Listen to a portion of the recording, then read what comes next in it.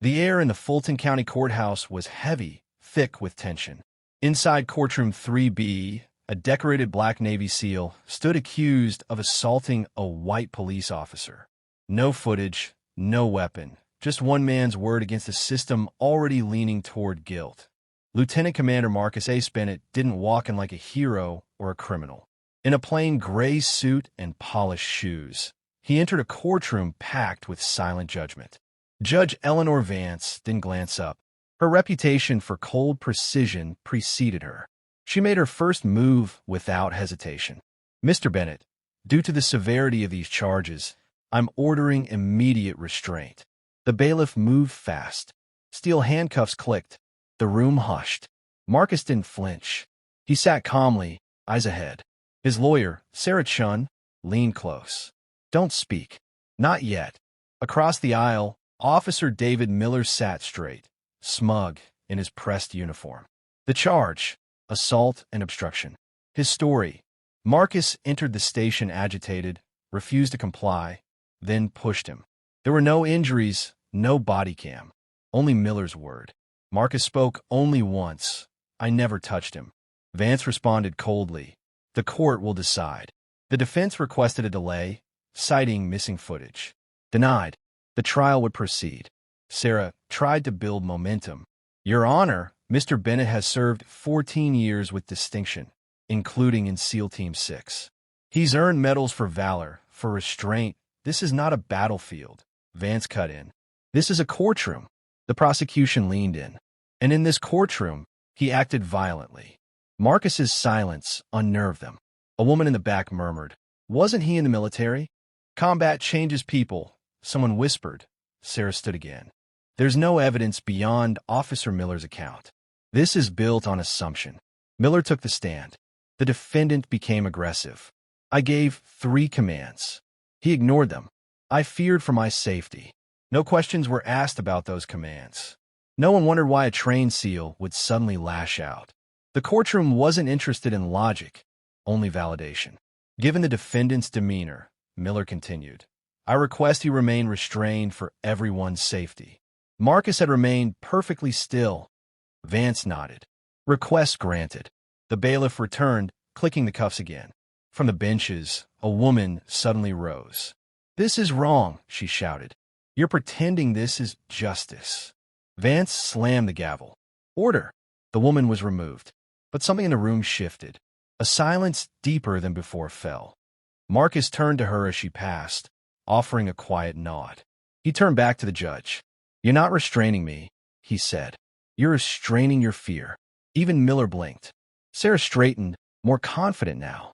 "This man saved lives for this country. But here, you treat him like a criminal without proof." The judge remained still. Then a woman stood up from the second row. "I'm Dr. Simone Campbell.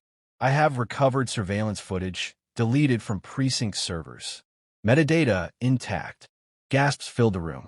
Vance's eyes narrowed. "And how did you obtain this?" "My ex-husband, a former officer, archived department footage. After his death, I reviewed it. I found this incident." The prosecution hesitated. Vance glared. "Unverified material has no chain of custody." Sarah countered quickly. "Your Honor, under Federal Rule 902, self-authenticating digital records with verified metadata are admissible." Vance sighed. "Fine. Load it." The courtroom watched as grainy footage played on the screen. Marcus sat calmly. Officer Miller entered, loomed over him, shoved a chair. "You think that SEAL badge means something here?" he snarled. Marcus didn't move. "Even in this uniform," he said, "you don't own me." Miller pushed him again. "Cut it off." Vance barked. Sarah whispered something. The video resumed. Marcus rose slowly after being knocked down, never retaliating. Another officer intervened. Miller shrugged him off. Marcus's calm was more powerful than any outburst. Vance tapped her gavel twice. "We will recess," she said quickly, her voice unsteady. Marcus leaned to Sarah and whispered something. She nodded and pulled a sheet from her folder. That's when a door opened. A man stepped in. Tall, military bearing, gray suit, briefcase in hand. Sarah's face went pale. "Who is that?" Marcus asked quietly. The man stepped to the front, ignoring whispers. "Your Honor," he said, presenting a badge. "Colonel Alexander Grayson, Department of Defense. We request an immediate hold on these proceedings." Vance straightened. "On what grounds?" Grayson's voice was sharp. Lieutenant Commander Bennett was engaged in classified operations during the time of the alleged incident. This court is in violation of national security protocol. Gasps. Confusion. Miller paled. "What operation?" Vance demanded. Grayson laid a sealed folder on her bench. "Top secret. Clearance, level red." Marcus's voice, calm and cold, broke the silence. "You never asked why I came to that precinct." The judge didn't answer. Miller looked ready to collapse. Sarah stood, trembling. "Your Honor, based on this, I motion for dismissal and an immediate investigation into Officer Miller's conduct." Grayson turned. "You may want to widen that net." The courtroom buzzed. Whispers rose. Vance opened the folder. Her face drained of color.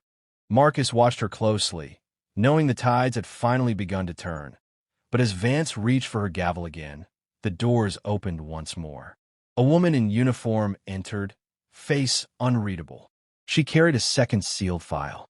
She handed it to Grayson, then turned toward Marcus, and said only one thing: "They know." The room stayed silent.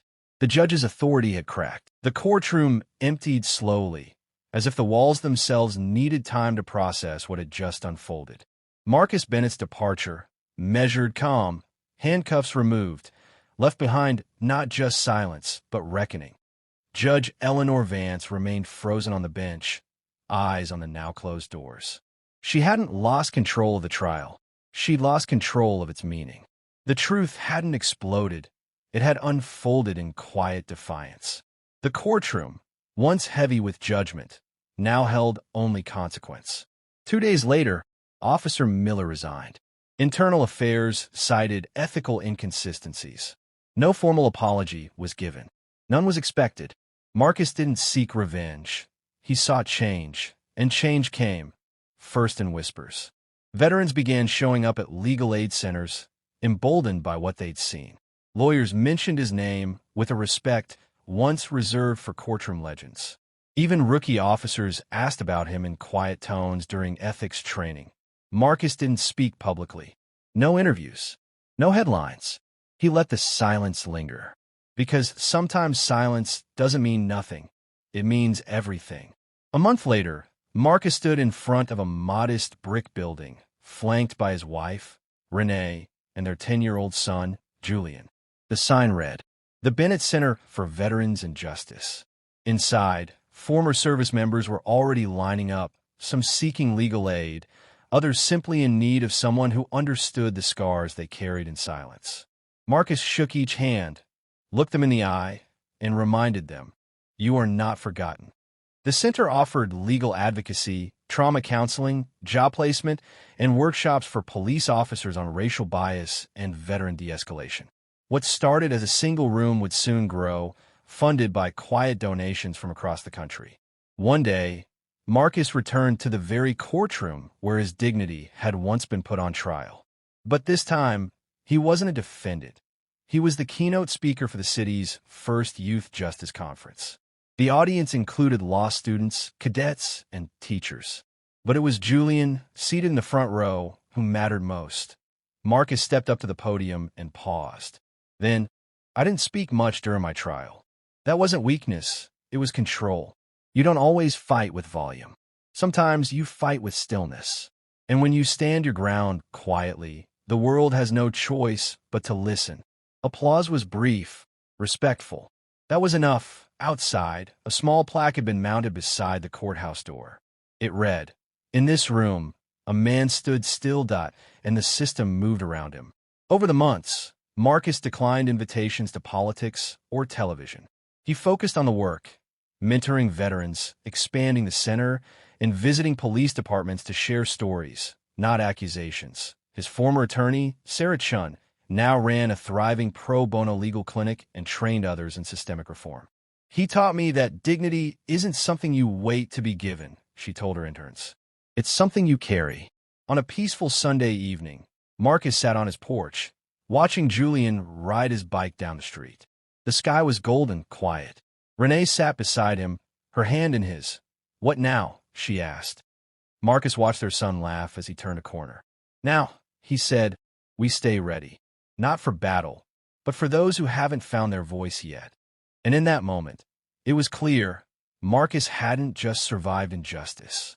He had transformed it.